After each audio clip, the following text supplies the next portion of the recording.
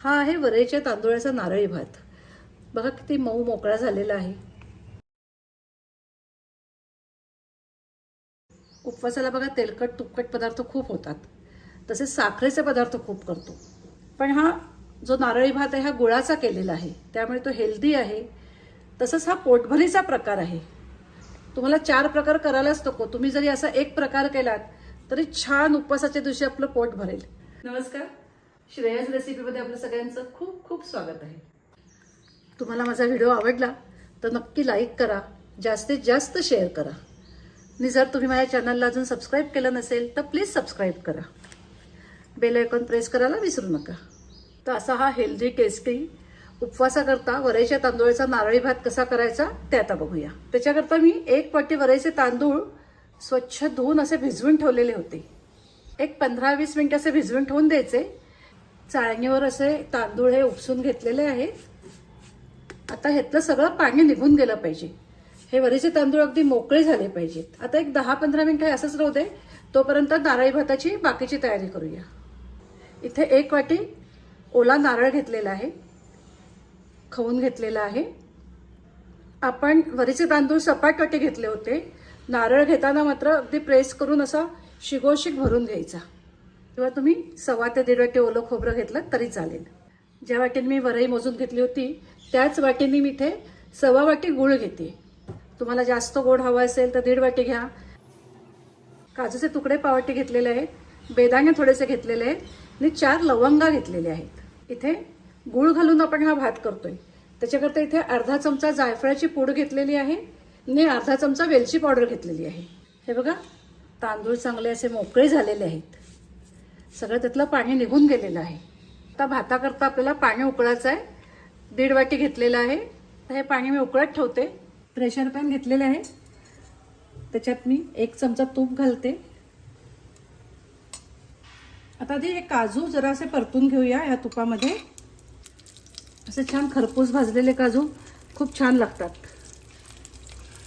काजू जरा परतत आले की हे बेदाणे घालू त्याच्यात। हे बघा काजूचा रंग बदललाय, आता काढूया। ह्याच्यातच पुन्हा 1 चमचा तूप घालते, 4 लवंगा घालते, 4-5 लवंगा घाला। आता ही भिजवलेली वरई घालूया। गॅसची फ्लेम लो करायची। आता ही वरई चांगली परतून घेऊया। लागलं तर अजून एक अर्धा चमचा तूप घालायचं, थोडंसं तूप घालते। अगदी मोकळी होईपर्यंत परतून घ्यायची। 2 मिनिटं चांगली ही मी वरई परतून घेतलेली आहे। आता ह्याच्यामध्ये ओलं खोबरं घालते। आता खोबरं घालून पुन्हा हे 2 मिनिटं चांगलं परतून घ्यायचं। तुम्हाला इथे मी कमी तुपामध्ये वरईच्या तांदूळाचा मऊ मोकळा नारळी भात कसा करायचा हे दाखवते। गॅसची फ्लेम लोच पाहिजे, हाय करू नका, वरईचे तांदूळ लगेच खाली लागतात। खोबरं पण छान ह्याच्यात परतलं गेलं पाहिजे, खमंग झालं पाहिजे। छान भाजून झालेले आहेत वरईचे तांदूळ, छान असे मोकळे झालेले आहेत। आता ह्याच्यामध्ये आपल्याला उकळतं पाणी घालायचं आहे।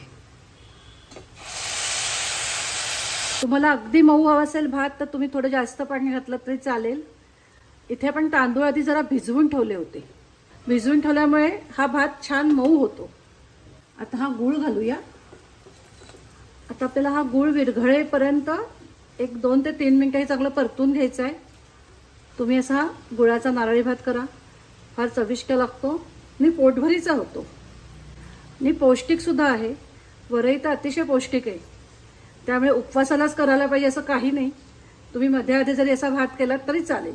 बघा छान त्याला असे बुडबुडे यायला लागलेले आहेत, गूळ विरघळलेला आहे। आता आपल्याला कुकरची 1 शिटी करून घ्यायची।